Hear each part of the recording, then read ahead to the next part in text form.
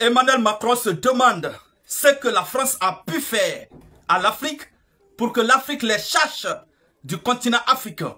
Suivez la vidéo et laissez vos réponses en commentaire. Suivez la vidéo de M. Emmanuel Macron où il dit clairement que pourquoi ils ont été cherchés en Afrique, mais principalement au Mali, au Burkina et au Niger. Suivez la vidéo jusqu'à la fin et après, nous allons porter notre argumentaire. Suivez.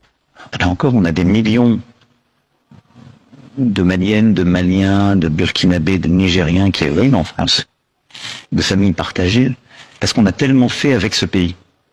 Parce qu'on a des dizaines de jeunes soldats qui sont partis mourir pour éviter que les terroristes djihadistes prennent possession du pays. Que je peux pas vous dire, je suis heureux. Mais je mettrai peut-être une réserve. Qu'est-ce qu'on a mal fait? Qu'est-ce qui s'est passé? Ce qu'on a mal fait, c'est qu'on n'a pas réussi à sortir de la réponse sécuritaire. J'ai pourtant redoublé d'efforts. Le premier sommet que je fais en juillet 2017 avec tous les présidents de ce qu'on appelait à l'époque le G5 Sahel, j'ai dit, il faut mettre des projets, il faut de la gouvernance, il faut qu'on a... Parce que sinon, dès qu'on arrête un groupe terroriste, il arrive à réattirer des jeunes parce qu'il n'y a pas d'espoir. Et on a un peu payé le prix de la mauvaise gouvernance politique, c'est-à-dire qu'il y a un système politique dont les jeunes ont voulu se débarrasser, je ne veux pas généraliser, dont certains ont voulu se débarrasser, et on a été emporté avec. Mais on n'était pas là par connivence, on était là parce que ces responsables politiques élus par leur peuple nous avaient demandé de les protéger. Et la CEDEAO nous avait demandé de la protéger face au terrorisme djihadiste. Et on a fait ce qu'on devait faire. Et il y aurait sans doute pas, à coup sûr, le Mali ne serait plus un État unique si on n'était pas intervenu en 2013. Et je le dis d'autant plus aisément que j'ai pas eu à porter ce choix, il a été fait par mon prédécesseur. Mais on est resté trop longtemps dans une posture de soutien sans que ça bouge sur les projets, justement, et sur la rénovation démocratique. Ensuite, qu'est-ce qui s'est passé? Des fautes. Est-ce que ça représente le peuple un putsch? Ben non, parce que c'est pas une élection. Et donc je dirais, en bon français, the jury is still out. Parce que la jeunesse, elle s'est pas exprimée, elle n'a pas voté. Et au bout de quelques années, moi je n'ai pas commenté les choses, comme il voulait plus lutter contre le terrorisme, il s'est retiré. Elle est choisie, il y en a plus. Mais je constate qu'aucun d'entre eux, contrairement à ce qui s'est passé au Gabon, n'est pressé de faire des élections libres. Et que, qu'est-ce qu'ils ont fait au bout de quelques années? Ils ont été appelés l'assureur en dernier ressort de leur sécurité, pas de la sécurité de leur peuple, les Russes. Qu'est-ce qu'elles font, ces milices russes? Parce que ce sont des milices privées et publiques. Elles mettent la main sur les ressources et elles protègent les putschistes. Mais elles se battent pas contre le terrorisme, elles ne protègent pas les gens. Chers dames, chers messieurs, recevez nos interminables salutations selon vos différentes positions géographiques et l'heure à laquelle vous allez lire cette vidéo. Prière de vous abonner à cette page, d'activer la cloche de notification pour ne plus rater de nos différentes vidéos. Car c'est ici et nulle part ailleurs votre tribune d'éveil des consciences. Chers dames, chers messieurs, M. Emmanuel Macron se demande ce que la France a pu faire en Afrique et au continent africain pour qu'il soit cherché de ce continent. D'autant il place des arguments que je vais vous détailler dans cette vidéoconférence. Au primo, il dit qu'ils ont mobilisé des millions, ou on va dire comme ça, de jeunes soldats qui sont venus au sein de l'Afrique pour assurer la sécurité africaine, c'est-à-dire en luttant contre les terroristes. Est-ce que c'est cela une mauvaise façon de faire? Est-ce que c'est ce que la France a fait de façon mauvaise pour être cherchée au sein de l'Afrique? Il se dit également que est-ce que c'est le fait de se concentrer pour la libération de l'Afrique sur le terreau et qui n'ont pas su reformer la démocratie au sein de l'Afrique? Lui-même, il se pose la question sur ces deux astres. Mais très malheureusement, la réponse est déjà à son niveau. Il connaît déjà la réponse. Lorsque vous êtes une puissance, comme la France bien sûr, qui alors s'est construit sur le dos du continent africain, alors vous voulez toujours continuer à marcher sur ce continent africain. D'abord, vous mettez en place une stratégie de sécurité qui ne tient pas la route. Une stratégie de sécurité du peuple africain, c'est-à-dire lutter contre les terroristes.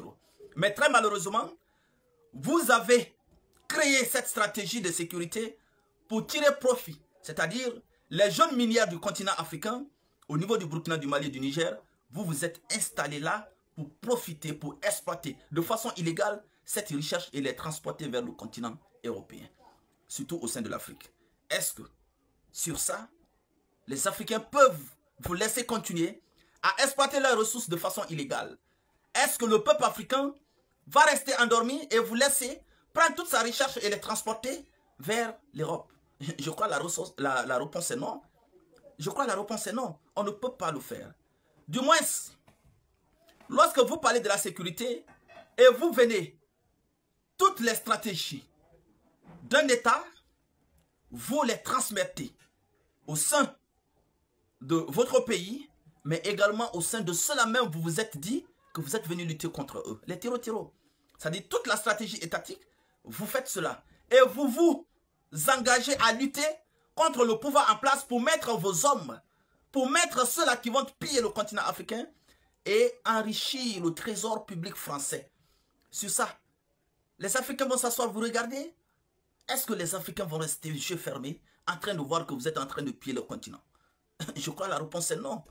Monsieur Macron aujourd'hui tient des discours, porte atteinte à la dignité des cadres africains, ne considère même pas ces cadres-là. Il les traite de tous les noms d'oiseaux et il s'en fiche pas mal à prendre leurs propositions en charge. Est-ce que, comme ça, les fils africains vont vous laisser continuer toujours? Est-ce qu'ils vont vous laisser marcher sur la tête de leurs cadres? Je crois que la réponse est non. Monsieur Emmanuel Macron, aujourd'hui, vous vous êtes fait du mal vous-même. Parce qu'en pensant être toujours à la commande, vous avez enseigné quelque chose aux peuples africains qui ne vont surtout pas oublier. Et cette chose enseignée-là, c'est la prise de conscience. Cette chose que vous avez enseignée, c'est la prise de conscience. Aujourd'hui, vous avez dit aux Africains de prendre conscience. Vous avez dit aux Africains de s'engager.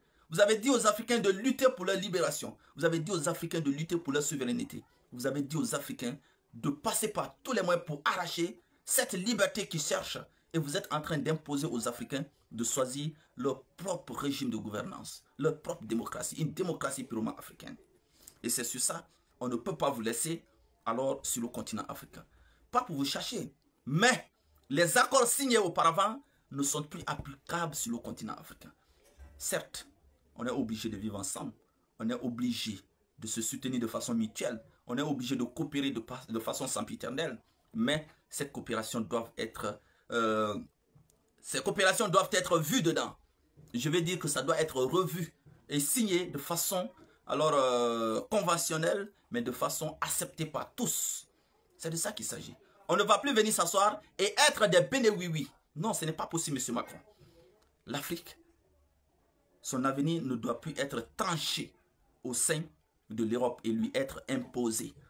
Si vous voyez le Burkina, le Mali et le Niger se sont levés, c'est dans ce sens. Ils ne veulent pas que leur décision, leur prise de position ou leur solution soit discutée au sein de l'Europe et venir les être imposées. Ils ne veulent pas. Et c'est pourquoi ils vous ont cherché.